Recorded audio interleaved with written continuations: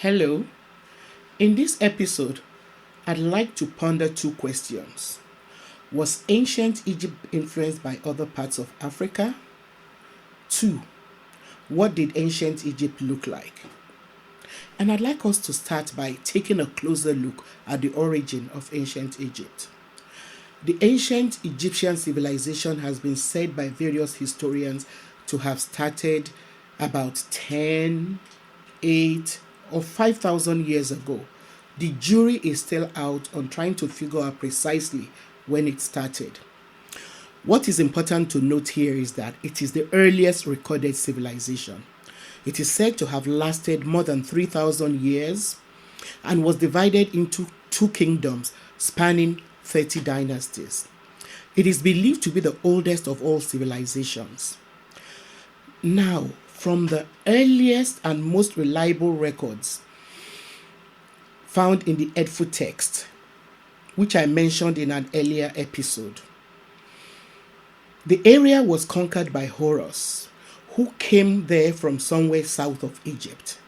As I stressed in that episode, the Edfu text was carved in stone. It was found in the temple of Horus, the oldest recorded ruler of Egypt in the area that we now know as ancient Egypt.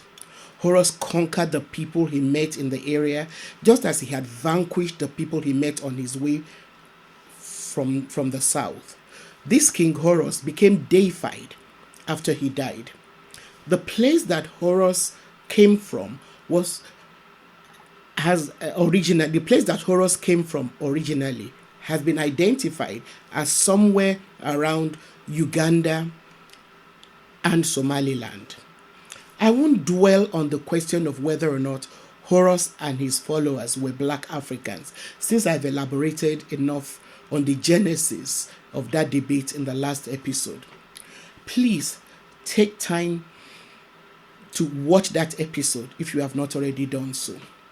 I just want to add here that apart from the incontrovertible evidence found in the Edfu texts, other archaeological findings and accounts of early historians like Herodotus, a Greek who wrote about the identity of the ancient Egyptians around 450 BC, and other Greeks who were contemporaries, all support the idea that the ancient Egyptians were dark-skinned with woolly hair like you and I.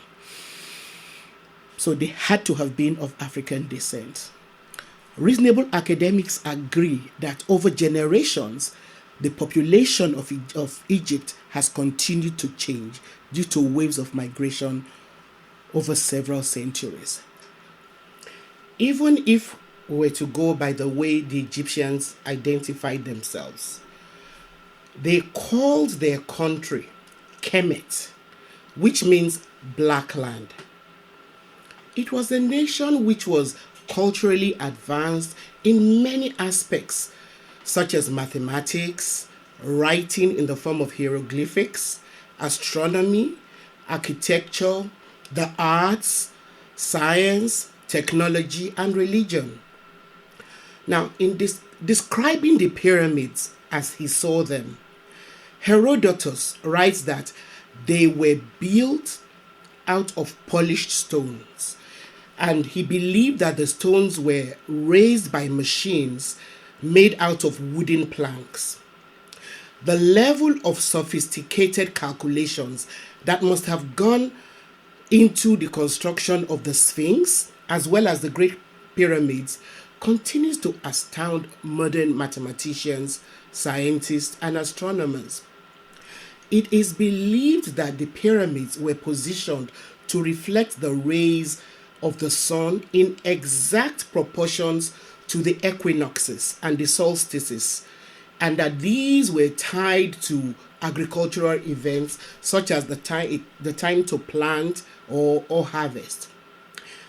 About 25,000 men were believed to have been engaged in the building of the pyramids. In the area of writing, the ancient Egyptians developed hieroglyphics, which were a combination of images, syllables, an alphabet comprising of about 1,000 characters.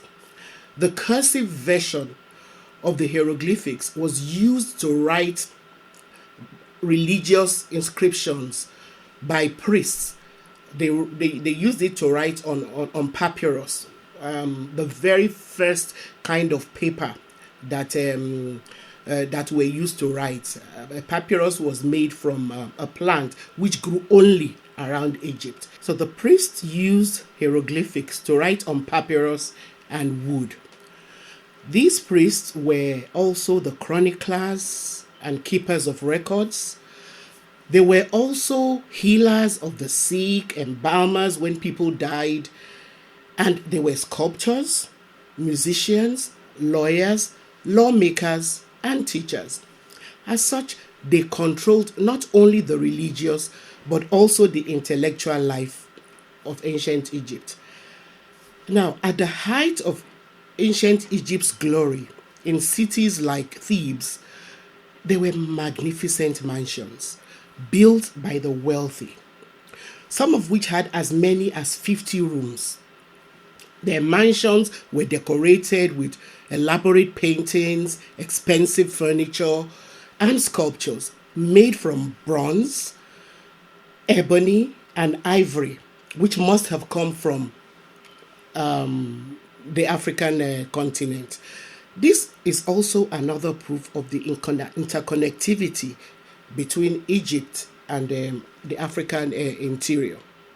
Cities in ancient Egypt had well laid out avenues lined with trees.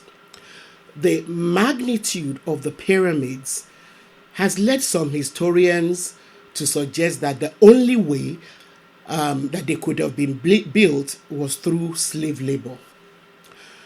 As such, they concluded that slavery must have been widespread in Egypt. However, other historians who have studied the period, like Flinders Petrie, challenge this theory. Flinders Petrie's position is that what was in place in Egypt was a system of serfage, and that this made slavery unnecessary. I believe that what he means by serfage is similar to a system which obtained in most parts of Africa until modern times. Let me illustrate. The Yoruba of southwestern Nigeria practiced the Iwofa system, which, though a system of servitude, guaranteed certain rights and protections. It was also quite different from slavery. Iwofa was a system of indenture used by the poor to alleviate poverty and sometimes gain apprenticeship. For the wealthy, Iwofa was a source of labor at a time when there was no system of wage labor. It was often contractual, and it did not prevent those who served as Iwofa from rising to any level of power. The way this system operated can also be discerned from the arguments back and forth between Oyo and Ife over which of the kingdoms supersedes the others. One side would say the Oni was a slave sent from Oyo to hold the position of authority in Ile-Ife, whilst the other side would say it was from Ife that Oyo was founded.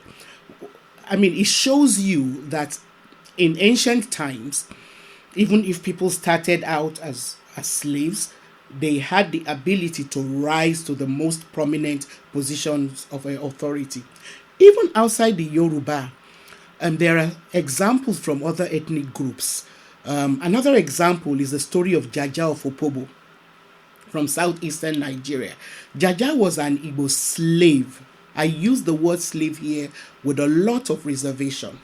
In spite of having been enslaved, Jaja was able to work his way, to become the ruler of Opobo. This could not have been possible under the kind of system of slavery which was practiced in ancient Greece, and which later became perfected by European descendants in the Americas, where it was made more brutal by racism. Back to the pyramids.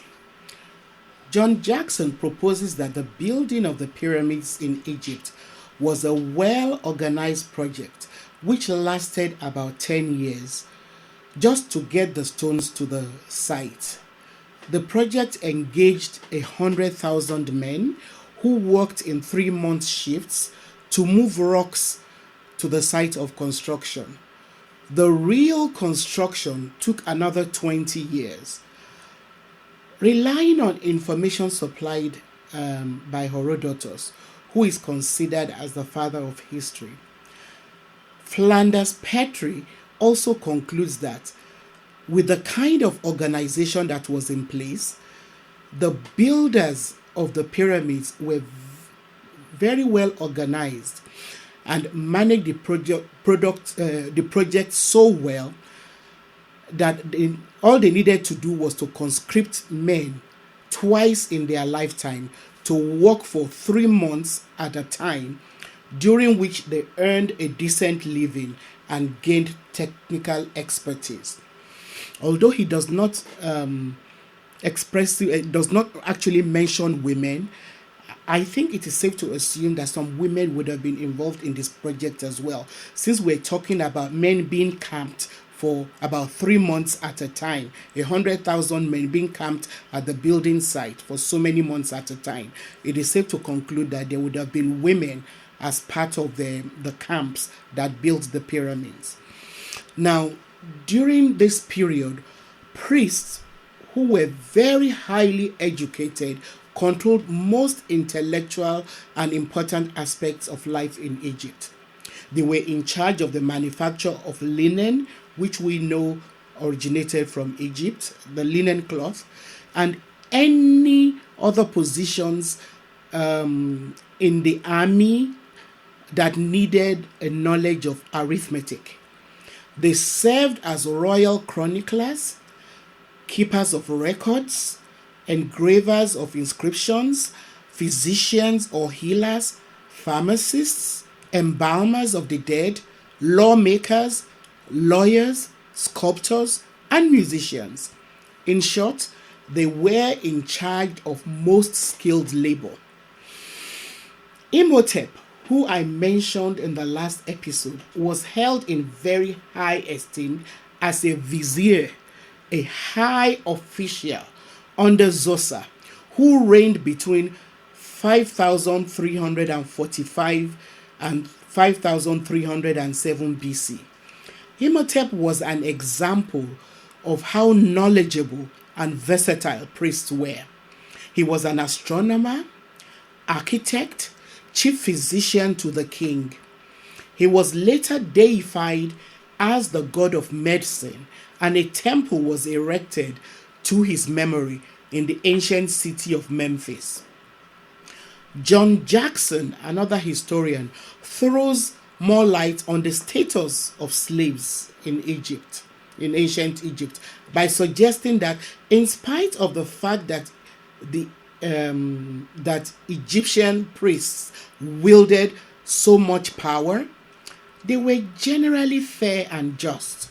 He illustrates that under this system, the punishment for killing a slave was death, and the priests were in a position to exert this punishment.